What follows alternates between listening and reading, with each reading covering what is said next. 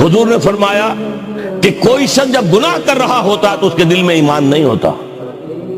مسلمان تو وہ ہوتا ہے لیکن ایمان دل میں نہیں ہوتا.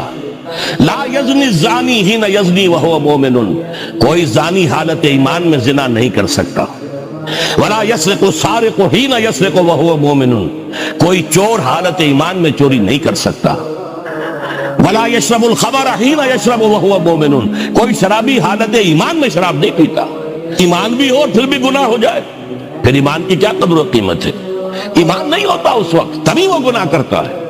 ایک شخص طے کر لے کہ نہیں مروں گا مگر فرما برداری کی حالت میں، چونکہ موت کا کچھ پتہ نہیں کب آ جائے، لہذا اس آیت پر عمل صرف اس وقت ممکن ہے جب کوئی لمحہ بھی معصیت میں نہ بسر ہو. تب یہ ہے کہ آپ کہہ سکتے ہیں کہ نہیں مروں گا مگر حالت فرما برداری میں. اس پر عمل کرنا کوئی آسان کام نہیں ہے.